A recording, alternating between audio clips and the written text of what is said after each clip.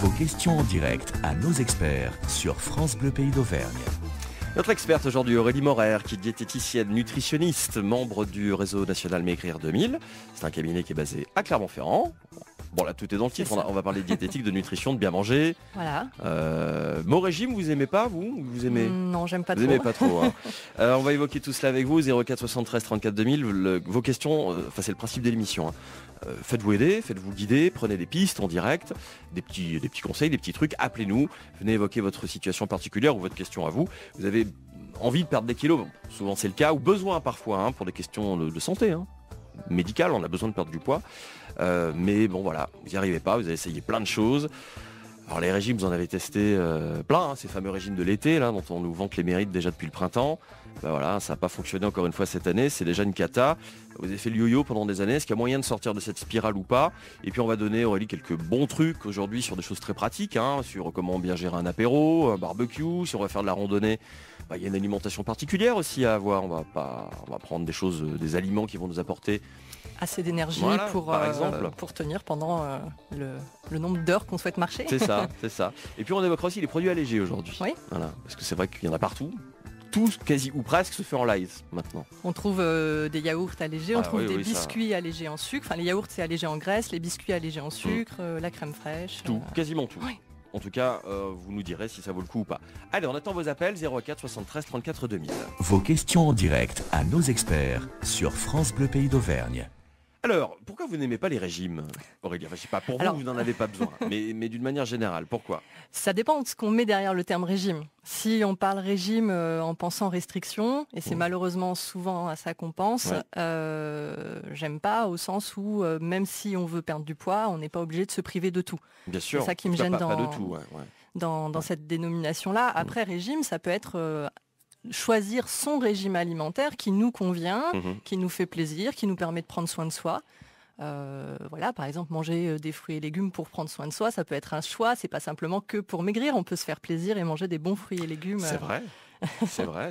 Sans être. Puis ça peut devenir après. Alors au début, ça peut être peut-être une contrainte. En tout cas, on force un petit peu les choses et puis ça devient très naturel après. Faut apprendre un peu à les préparer souvent, même des choses très simples, mais des crudités. C'est vrai que si on fait pas peut-être une bonne vinaigrette avec, eh ben ça sera peut-être un petit peu moins sympa. Donc on peut faire une vinaigrette. Normalement, il y a de l'huile là-dedans. Oui. Et alors, c'est pas grave ça? Non, c'est pas grave. Alors dites-nous. Il n'y a pas de souci, ça apporte des graisses qu'on appelle, surtout des graisses insaturées, donc des graisses qui ont tendance à être protectrices pour le corps, et en tout cas qu'on a peu dans le reste de l'alimentation. Il ne faut pas non plus opposer et diaboliser les graisses saturées qu'on va retrouver dans les viandes, dans les produits laitiers, parce qu'on les a beaucoup diabolisés, beaucoup mis de côté. On sait que notre corps en a besoin, il y a de plus en plus d'études au jour d'aujourd'hui qui nous prouvent que cette suppression est mauvaise pour le corps. Donc encore une fois, il faut manger tout. Mais finalement, c'est toujours pareil, c'est du bon sens, quoi. Il faut manger tout avec raison, il faut donner à son corps ce dont il a besoin. C'est terrible parce que je suis sûr que cette discussion, on l'aurait jamais eu il y a 150 ans, par exemple. On se posait probablement pas la question parce qu'il n'y avait pas non plus cette foultitude de produits à disposition. C'est ça, on utilisait les produits de base. Donc il n'y a pas de secret. Hein. Tout à l'heure, on parlait un peu des produits allégés. C'est beaucoup de produits transformés. Est-ce que c'est nécessaire? On peut utiliser tout à fait les produits de base. C'est de toute façon ceux qui sont les plus intéressants. Ouais. Et l'être humain, il est omnivore par définition. Donc omnivore, c'est manger de tout. Donc voilà, aussi bien de la viande que des légumes, que des produits céréaliers, des produits laitiers, enfin toutes les familles d'aliments, quoi. Et tous ces produits industriels, ces barres chocolatées, ces choses préparées, vous allez au rayon dessert, au rayon yaourt aujourd'hui dans un supermarché. Le truc, il y a presque un guide pour s'y retrouver, il fait plusieurs kilomètres de long, c'est ahurissant ce que l'industrie alimentaire propose. Ouais, un petit peu, pour tous les goûts finalement, hein, on trouve toutes les saveurs, un peu toutes les textures. Voilà, c'est répondre à une demande du consommateur, c'est pas répondre à une demande du consommateur, du côté plaisir, variété. Le corps, il a besoin de choses très simples. Voilà, donc, c'est ce que je voulais savoir. Je le sais plus ou moins, mais c'est vrai que c'est extrêmement tentant, donc... On n'est pas obligé non plus de faire un blocage absolu face à tous ces produits-là. Non, pas du tout. Mais il faut que ça reste un petit peu l'exception par rapport au reste de notre alimentation. Si on se base que là-dessus, c'est mort, quoi. Oui, enfin après c'est une question de juste milieu selon chacun. Si notre petit péché mignon c'est d'acheter je sais pas moi des crèmes dessert au chocolat, j'allais dire la marque. Ah donc il y a une que vous aimez bien. Vous nous direz quand vous en fasse livrer. Hein. C'est ça. Voilà. Autant la prendre et autant en manger une par jour plutôt que aller acheter un autre yaourt et puis finalement être frustré et compenser sur autre chose. C'était la laitière, non? Elles sont bonnes celles-là. Bon, enfin, je dis ça. Non, l'adresse, c'est 80 boulevard François Mitterrand. Voilà, si vous souhaitez livrer une palette, chocolat, vanille, ce que vous voulez, il n'y a pas de souci. Mais voilà, enfin, on peut prendre les familles d'aliments qu'on souhaite. C'est une question de juste milieu. Donc c'est vrai que je peux pas vous dire il faut pas manger ça ou il faut pas manger ça. Mais en tout cas, ça doit pas être le pilier de notre alimentation. Si on commence à taper que dans ces produits-là, on risque d'avoir des problèmes. On est sur des produits qui sont faits pour être quand même réachetés. Voilà, c'est ça. Donc qui doivent plaire énormément à notre palais avec du gras et du sucre. Et ben voilà. Plus que peut-être que de raisonnable, effectivement. Est-ce qu'il arrive, Aurélie, que des personnes viennent vous voir qui réellement sont dans ce type d'alimentation, c'est-à-dire vraiment que des choses industrielles, très peu de fruits, voire quasiment pas, très peu ou pas du tout de légumes, et où il faut vraiment tout réapprendre? Ça arrive, ouais. C'est quand même assez rare, mais on a des cas aussi bien, on pourrait se dire... C'est les jeunes qui mangent pas sain, qui achètent des pizzas, qui vont au fast-food, etc. Mais pas du tout, ça existe dans toutes les tranches d'âge. Alors les tranches d'âge, quand même, les plus âgés ont tendance à être sur des produits plus basiques, mais y a des gens à qui il faut effectivement tout réapprendre. C'est finalement souvent des personnes qui n'ont pas eu forcément cette éducation alimentaire à la maison, ou des modèles trop restrictifs, des parents qui étaient au régime. Et finalement, ils sont un peu perdus dans les règles alimentaires et ils vont vers la facilité parce qu'ils ont perdu le contact avec la cuisine et la préparation des aliments. Les règles alimentaires, tiens, si vous les avez oubliées, passez-nous un petit coup de fil, on vous rafraîchit la mémoire aujourd'hui.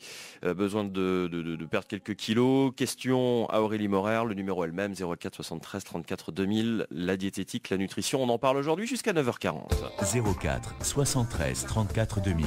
Vos questions en direct à nos experts sur France Bleu Pays d'Auvergne. Et bon jeudi avec nous sous le soleil dans la région, il est 9h19. Les conseils de vos experts se réécoutent sur francebleu.fr. Oui, tu s'écoutes aussi en direct et c'est très bien comme ça jusqu'à 9h40. Et vos questions, vos témoignages au 04 73 34 2000. Nous sommes avec Aurélie Morer, qui est diététicienne et nutritionniste, qui répond à toutes vos questions et qui discute avec nous tout au long de la matinée. Alors nous évoquions avant la pause les bons comportements alimentaires, le fait de manger équilibré, que c'était une bonne chose, de manger tout. Mais il y a aussi un problème de quantité, Aurélie. On peut très bien avoir une alimentation finalement équilibrée, manger de tout, mais trop. Vous me demandez si du coup il y avait beaucoup de gens qui consultaient effectivement pour des très mauvaises alimentations, très déséquilibrées, mais souvent le problème principal c'est le côté quantité. La plupart des gens mangent quand même un peu de tout. Alors après on a tous des petites erreurs à corriger, mais la plupart mangent de tout et le problème se pose sur les quantités. On a des repères quantitatifs qui sont souvent beaucoup plus importants que nos réels besoins. La plupart d'entre nous sont quand même de plus en plus sédentaires dans leur activité professionnelle. Pour aller au travail, prennent la voiture. Véhicule, ouais. Donc au niveau de la dépense d'énergie, elle est quand même assez faible. Et puis finalement, on reste basé peut-être sur des quantités qui nous ont été un peu transmises par les générations passées, nos grands-parents et nos parents qui étaient souvent bien plus actifs. Et si on mange l'équivalent de quelqu'un qui travaillait au champ toute la journée, alors que nous, on est assis toute la journée à un bureau, il va y avoir effectivement un problème. Ça va stocker. On va stocker, forcément. Voilà. Et c'est pas la séance de sport d'1 heure à la fin de la journée qui va forcément tout compenser. Il y a une différence entre bouger pendant 7-8 heures et bouger pendant 1 heure. Alors on peut pas tous bouger pendant 7-8 heures, évidemment. Moi, la première, je vais pas dire le contraire, mais voilà, il faut penser à ajuster ses quantités par rapport à ses besoins énergétiques. Est-ce que vous pouvez me montrer avec vos mains la taille d'un estomac, juste pour que je puisse moi visualiser puis tenter de le... Alors, on a une bouteille là on va pas citer la marque, mais c'est une petite bouteille de 500 millilitres. Avec un volcan dessus. Voilà.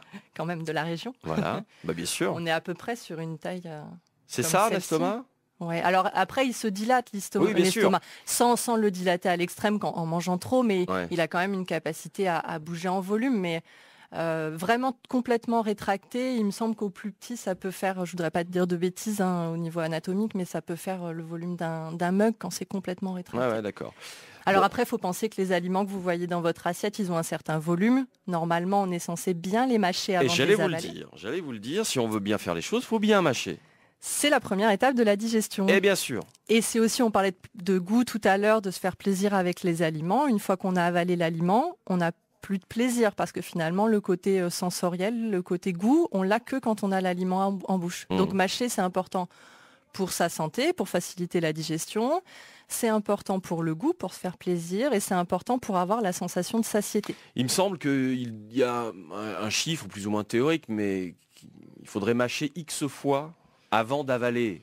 Oui. Voilà. Alors, et ça permettrait effectivement d'envoyer assez rapidement finalement l'information au cerveau que ça y est, c'est bon, plus faim. Alors l'information, pour que le cerveau soit conscient qu'on a suffisamment mangé, la sensation de satiété, il lui faut quand même une quinzaine de minutes pour la ressentir. Oui. Donc, c'est pas, voilà, même si on mâche très bien pendant 5 minutes, ça sera pas forcément suffisant.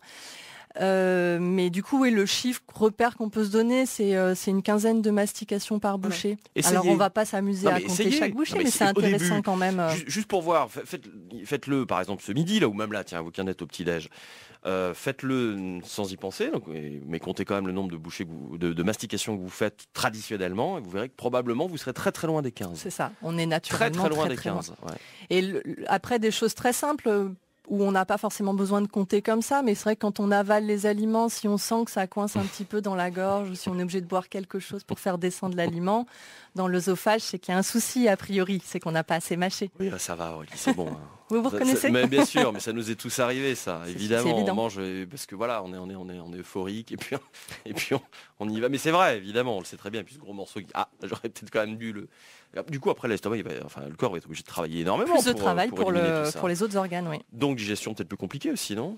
On sera peut-être plus fatigué parce que ça demande de l'énergie cette affaire. C'est ça, si les dents n'ont pas fait leur travail, si la salive n'a pas fait le travail de digestion, l'estomac a plus de travail, il ne le fera pas en totalité, donc après les intestins qui eux assimilent, vont se retrouver peut-être irrités aussi. Ouais, bien sûr. C'est un tout, c'est une hygiène de vie en fait. Non, mais c'est bien, c'est intéressant, ça nous fait des petits repères. Alors c'est-à-dire on va peut-être pas pouvoir tout changer d'un coup, mais si on arrive à modifier au moins des petites choses, et puis petit à petit on arrive à aller vers le bien, vers le mieux. De toute façon, c'est toujours l'objectif. On peut avoir plein de choses à changer, mais il ne faut pas se lancer la tête la première et se dire allez, je vais tout changer du jour au lendemain. Ça demande souvent beaucoup trop d'énergie. Donc petit à petit, tous les mois, se fixer un nouveau petit objectif, c'est ce qu'il y a de plus intéressant pour que tout tienne sur le long terme. Dernier mot sur les quantités, après on fera une petite pause. Cela dit, manger 300 grammes de frites, ce ne sera pas pareil que de manger 300 grammes de carottes râpées. Non, ça ne sera pas pareil. Mais j'ai envie de dire, le défaut quand même dans ces deux exemples-là, il est de manger un seul aliment dans le même repas. Oui, d'accord. Et moins il y a de variété. C'était pour accompagner la viande. Hein. Ah d'accord. Je pensais du coup juste tout seul. Non, mais sérieux, après, vous, ce que vous souhaitez faire passer, c'est comme message, c'est qu'il n'y a pas besoin de se remplir l'estomac. Il faut revoir aussi les quantités, même sur des produits qui ne sont pas caloriques. Tout à fait. Voilà. Parce que ça habitue, si vous mangez 300 grammes de carottes râpées, ça fait quand même un beau volume. Je ne sais pas si vous visualisez le chiffre que vous venez de me donner, mais non. Avec une viande à côté, effectivement, admettons un morceau de pain, un laitage, un fruit. Voilà, on va dire qu'on est sur un repas équilibré, mais quand même avec 300 grammes de légumes, ce qui va forcément dilater l'estomac par rapport à ce qu'on disait au niveau de la taille de l'estomac. Et du coup, derrière, ça vous habitue à manger tout le temps plus. Voilà. C'est ça, mauvaises habitudes. Petite pause et puis on revient avec vous. Aurélie, vos appels 04 73 34 2000, question autour de votre alimentation. C'est pendant encore un quart d'heure sur France Bleu Pays d'Auvergne. 6, les experts de l'été, Aurélie Morer, diététicienne nutritionniste avec nous jusqu'à 9h40. On essaie de reprendre de bonnes bases pour une alimentation équilibrée, raisonnée dans ses quantités. On mange de tout, on n'exclut aucun aliment. Le corps a besoin de tout. On est bien d'accord là-dessus. Tout à fait. Après voilà, faut faire preuve un petit peu de bon sens et pas s'engouffrer des choses hyper caloriques tout au long de la journée, bien sûr. Alors oui, allez-y. Non, j'allais dire après, c'est vrai qu'on le dit comme ça de manière assez simple, mais par rapport à tout ce qu'on peut entendre autour de l'alimentation, finalement, les gens sont souvent quand même perdus et c'est tout à fait légitime. Donc c'est pas si simple de faire simple en fait. Non, mais d'ailleurs tout le monde le dira. D'ailleurs tout à l'heure on sera avec un chef dans quelques minutes qui nous viendra de Saint-Flour. Je suis persuadé qu'il nous dira que pour faire des recettes simples, c'est souvent ce qui est plus compliqué. Et c'est voilà pour beaucoup de choses en radio, c'est pareil. Dire l'essentiel en 3 mots, c'est beaucoup plus compliqué que de parler pendant 3 minutes. Les produits allégés alors, il y en a partout. Hier, j'ai fait mes courses, je vous casse pas que j'ai pris quelques produits allégés. C'est vrai, je l'avoue. J'ai péché, j'ai fauté, Aurélie. Oh, on va pas employer un mot aussi fort quand même, mais ce qui peut me gêner, c'est que si on pense que ça va tout résoudre. Encore une fois, on parlait tout à l'heure des volumes. Changer les volumes dans son alimentation, c'est peut-être plus important que d'acheter des produits allégés, qui en plus coûtent quand même souvent plus cher qu'un produit de base. Après, il y a aussi le côté déculpabilisation. Je prends des produits allégés, puis finalement, des fois, je craque, j'en mange plus. Donc, c'est pas forcément non plus la meilleure solution. Comme je disais tout à l'heure, il y a souvent une contrepartie à un produit allégé, que ce soit allégé en sucre ou en graisse. En général, après, on rajoute l'autre élément. Donc, si on allège en sucre, on va avoir un produit qui sera plus gras. Parce qu'on est obligé, pour regarder la texture, le côté croustillant, de rajouter autre chose. Par exemple, pour des biscuits pour le goûter, si on enlève du sucre, le sucre va pouvoir apporter quand même un côté croustillant des fois au biscuit. Donc on va rajouter des graisses pour jouer sur la texture et avoir quelque chose d'intéressant. Ouais. Et après, cela dit, quand on regarde les calories, parce que c'est fait aussi partie des choses qu'on regarde sur les étiquettes, parmi d'autres critères, bien sûr. Voilà, il est clairement, c'est clair, le produit allégé, il y a moins de calories. Il y en a moins, ouais. Pas toujours beaucoup moins quand même, mais il y en a moins, c'est sûr. Après, il faut aussi faire attention à une chose, c'est que on reste sur, par exemple, un produit allégé en graisse, un yaourt allégé en graisse, c'est sucré. Donc on ne résout pas forcément un peu ces addictions à manger trop gras et trop sucré. Même si on n'en mange pas forcément le double, même en mangeant qu'un, ça reste des produits, de toute façon tous les produits industriels sont quand même relativement sucrés. Enfin, relativement trop sucrés. Oui. Pour vous donner un ordre d'idée, dans un pot de yaourt, il y a 3-4 morceaux de sucre. Alors sur un produit allégé, effectivement, on ne sera pas sur des sucres, on sera sur des édulcorants. Mais à concentration équivalente finalement pour entretenir notre appétit pour le goût sucré. Ouais. Donc il vaut peut-être mieux choisir un yaourt nature, qui coûtera aussi moins cher, qui aura moins d'additifs, et le resucrer soi-même. On peut avoir plein de choix différents pour le sucré, du sucre, du miel, des confitures. On a plein d'arômes pour les confitures.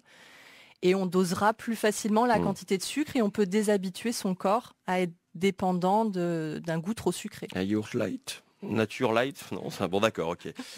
Pour le sucre, il y a plein de choses. Tiens, d'ailleurs, je suis passé au rayon sucre hier, j'ai vu qu'il y avait énormément de possibilités. Alors, au-delà des édulcorants classiques, qui sont généralement plus pas bons, hein. C'est un goût assez affreux. Alors c'est des choses qui sont très concentrées, donc c'est vrai que si on en met, dès qu'on en met une quantité un peu trop importante, ça donne un goût souvent très désagréable. Il y a aussi, j'ai vu en ce moment très tendance là, le sirop d'agave qui a un pouvoir sucrant assez élevé. Vous avez un avis là-dessus ou pas?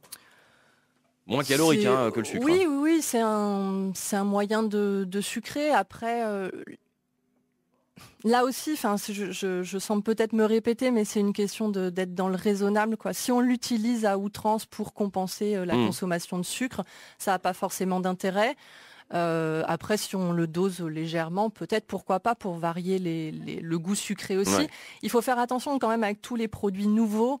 On ne sait pas forcément l'effet d'une consommation régulière sur le long terme pour le corps. Alors que le sucre, ça peut changer bête. On sait que c'est pas dangereux. Le sucre, c'est pas dangereux si on en fait une consommation raisonnable. Raisonnée, bien sûr. Donc c'est quelque chose qu'on utilise depuis des centaines d'années. Donc c'est pas dangereux. Aurélie, on se fait une petite pause et puis dans 3 minutes, on prendra l'apéritif ensemble. Petit conseil pour que les apéros de l'été se passent bien. 04 73 34 2000. Si vous avez des questions, ne tardez pas. L'émission se termine dans 10 minutes. 4, la dernière ligne droite des experts de l'été avec Aurélie Morer, diététicienne, nutritionniste à Clermont-Ferrand. Alors, période estivale, période de belles soirées qui se prolongent encore un bon moment, c'est agréable et beaucoup de soleil aussi. C'est aussi agréable et c'est bon pour notre corps, il en a besoin du soleil. Mais c'est aussi période des apéros. Et on est tous et toutes sollicités à un moment, allez, viens prendre l'apéro, mais non, je peux pas, je fais régime. Et là, on y va quand même, et puis on est frustré parce qu'on prend que de l'eau, et puis on dit non, mais moi juste des petits morceaux de tomates, je veux rien d'autre. Il y a peut-être moyen de trouver un juste milieu, Aurélie. Alors ça va dépendre déjà si c'est nous qui l'organisons ou si on est invité, mais si on l'organise, on peut peut-être essayer de sortir du paquet de chips. C'est bon les chips. Et du saucisson. C'est très bon le saucisson. Je ne vais pas dire que c'est pas bon non plus. On peut garder un peu de saucisson à table, pourquoi pas. En plus, c'est un produit quand même qu'on retrouve dans la région. C'est de chez nous, hein. On prend de bonnes saucisses qu'il faut valoriser. Il n'y a pas de souci là-dessus. Mais peut-être varier un petit peu plus les choix qu'on peut avoir au moment de l'apéritif. Voilà. Alors ça va dépendre aussi du temps qu'on a pour préparer l'apéritif. Hein. Mais on peut faire plein de petites choses sympas. Pour remplacer peut-être le côté croustillant des chips, là on peut faire du popcorn maison. Ça se fait très très rapidement. C'est moins gras. Le popcorn, vous achetez les grains de maïs, vous les mettez dans votre casserole, éventuellement un petit filet de matière grasse pour pas que... C'est pas nécessaire ? Pas forcément, si on a un bon revêtement. D'accord, donc c'est bon à savoir. Et puis du coup, vous avez du popcorn nature. Alors je vous dis pas qu'il faut pas forcément pas du tout le saler, mais on va le saler beaucoup moins qu'un paquet de chips industriel. Et après, on peut le manger comme ça aussi. C'est au niveau croustillant, c'est sympa aussi. Donc après, au niveau qu'est-ce qu'on peut mettre ? On peut simplement ouvrir des petites olives aussi sur la table. On parlait de l'huile tout à l'heure qui apportait des bonnes graisses. L'huile d'olive, c'est fait à partir des olives. Donc les olives vont apporter des graisses intéressantes aussi. Peu importe, verte, noire ? Oui, peu importe. C'est une question de maturité en fait de l'olive. Donc moins elles seront salées, mieux ce sera. Mais peu importe. En restant sur les petits légumes, par exemple, qu'est-ce que vous mettez comme légumes moi j'adore faire les petites carottes. Petits bâtonnets de carottes. J'adore moi. Bon après je vous cache pas que je les trempe dans la mayo. Mais j'aime bien faire les petits bâtonnets de carottes, les petits morceaux de chou-fleur, petits morceaux de concombre. Ça. Les têtes de chou-fleur, c'est bon, sympa. Ça. Et cru, ça passe souvent bien mieux que cuit. Il y a beaucoup de gens qui n'aiment pas le chou-fleur cuit, mais cru c'est assez sympa. Cru c'est délicieux. Des petits bâtonnets de concombre, tomates cerises, je sais pas si on a dit. On n'a pas évoqué encore, mais effectivement ça fait partie des classiques. Les radis aussi. Oui, c'est vrai. Alors après il y a les sauces. Effectivement, parce que c'est quand même sympa de faire une petite sauce avec. Oui, plusieurs petites c'est mieux, sauces. Beaucoup mieux. Mayonnaise, oui, pourquoi pas. On peut, j'adore le... Oui, bon, allez. Je suis là pour vous proposer un petit peu d'autres idées. Allons-y alors. Peut-être, on parlait tout à l'heure de calories, alors peut-être des idées un petit peu moins caloriques. Surtout dans le côté répétition, c'est pareil, encore une fois, si c'est une fois un apéro, c'est pas très grave. Après, si on en fait tous les 2-3 jours là pendant l'été, c'est bien de varier un petit peu. Donc des sauces par exemple avec une base de fromage blanc, vous achetez un pot de fromage blanc, vous pouvez faire 3-4 petites sauces facilement à partir de cette base-là. Vous pouvez mettre simplement dans le fromage blanc un petit peu de curry. Oui. Voilà, ça fera une petite sauce épicée sympa. On peut reproduire un petit peu le goût d'une sauce bien connue en mélangeant du concentré de tomate avec le fromage blanc ou du coulis de tomate. Vous mettez un petit peu de vinaigre dedans pour que ça relève un petit peu. Et puis ça se rapprochera du goût d'une sauce bien connue, rouge. Voilà, c'est ça. Et qu'est-ce qu'on peut faire d'autre ? On parlait de produits régionaux tout à l'heure avec le saucisson. Vous pouvez prendre du bleu d'Auvergne, le faire chauffer un petit peu à la casserole pour qu'il fonde, le diluer avec du fromage blanc, et puis ça vous fera une sauce au bleu d'Auvergne. Voilà, tout simplement. Je vais dire, ça c'est ma préférée. Vous le saurez, si d'aventure un jour vous invitez Aurélie Morer pour un apéro, donc fromage blanc, la base, et après un petit peu de bleu d'Auvergne fondu, on mélange les deux, et hop, c'est ça. C'est parti. Alors je dis fromage blanc parce qu'on a tendance à parler de sauce à la crème. Là aussi, on peut rajouter peut-être une petite touche de crème si on aime bien pour mettre dans le fromage blanc pour retrouver le côté un peu plus crémeux. Mais d'un point de vue santé, si on en mange régulièrement, c'est mieux de privilégier le fromage blanc. Et honnêtement, au niveau texture, on a quand même une texture très agréable en bouche. Le fromage blanc, c'est quand même assez gras. Donc on va retrouver la texture intéressante de la crème. Bon, écoutez, j'essaierai. Pas de souci. On se fait un petit bilan à la rentrée. Parfait. Allez, on fait comme ça. Les experts de France Bleu Pays d'Auvergne. Un grand merci d'être venu autour de la table ce matin, Aurélie. C'était avec plaisir. On vous trouve à Clermont-Ferrand. C'est ça. Vous êtes membre du réseau national Maigrir 2000. On retrouvera toutes vos coordonnées sur francebleu.fr. Et sinon, on vous trouve, il suffit de taper on me trouve Internet. Assez facilement sur Internet. Globalement, ça devrait le faire. Merci pour tous vos conseils. Je vous souhaite un bel été. Merci de votre invitation. C'est un plaisir. Passez de bonnes vacances aussi. Oui, merci. C'est pour bientôt. Profitez bien. Puis à bientôt ici. Bel été à tous. Merci beaucoup. À bientôt. Au revoir.